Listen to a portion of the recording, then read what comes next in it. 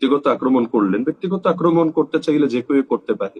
রেজন রফিকে ভাইয়ের পূর্ণাঙ্গ জীবনী না হলেও গত 7-8 বছর আমাদের সামনে আছে। তিনি কখনকার পক্ষ নিয়েছেন, আবার দুদিন পর তাকে লাথি মেরেছেন, তার উস্তাদের পক্ষ কখন নিয়েছেন, আবার দুদিন পর উস্তাদকে ক্রিটিসাইজ করেছেন, সব আছে। কিন্তু ব্যক্তিগত আক্রমণে আমি বিশ্বাসী না। এজন্য আমি সেই প্রসঙ্গগুলো সম্পূর্ণ স্কিপ করব। তিনি একটা গালিও দিয়ে বসলেন, যাই হোক, তিনি যদি মনে করেন আমাকে গালি দিয়ে তার কয়েকটা নেকি হবে, আমার সমস্যা নেই। কিন্তু যেই পয়েন্টটা তারপর তিনি বললেন যে গণতন্ত্রকে হালাল মনে করলে ইমানই তো থাকবে না, তো ইমান যেহেতু থাকবে না, আমার ইমান আছে কি না, আমার স্ত্রী হালাল আছে কি না।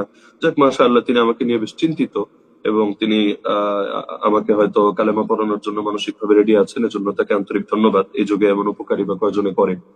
তো আমার ইমান আছে কি না এটার ব্যাপারে আমি তো বললামই যে যেই কারণটা তিনি দেখালেন তার ব্যাখ্যা তো আমি স্পষ্ট ভাবে দিলাম। তারপরও যদি মনে হয় তার কাছে যে না, আমি আর মুসলমান নেই, আমি কাফের হয়ে গিয়েছি, স্পষ্টভাবে ফতোয়া দিতে দ্বিধা নেই। অতীতে এমন বহুত হয়েছে। ইমাম বুখারী রাহমাতুল্লাহ আলাইহিকে তার জামানায় ফতোয়া দিয়ে দেশ থেকে বের করে দেওয়া হয়েছে।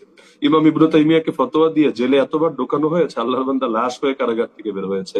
তো ফতোয়া তো রাজনৈতিক টুলস হিসাবে বহুত সময় ব্যবহার হয়। সম্প্রতি আমাদের সিলেটের এক মুফতি সাহেব ফতোয়া দিয়েছেন জামাত ইসলামী সহ সমস্ত এই জোটের দলগুলোকে ভোট দেওয়া হারাম। চরমোনাই জোট থেকে বের হলেও তাদেরকেও দেওয়া হারাম।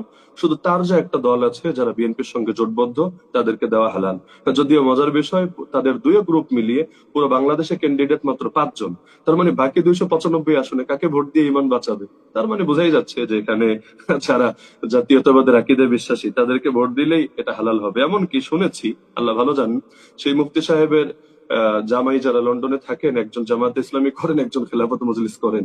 তো যদি জামাত ইসলামের খেলাফত মজলিস করলে ইমান নাই থাকে, তাহলে ওনাদের জামাইদের ইমানেরই বা কি অবস্থা, এবং তাদের সঙ্গে মেয়েরা সংসার করলে তাদের কি অবস্থা, এটা আল্লাহ রাব্বুল আলামিন ভালো জানেন।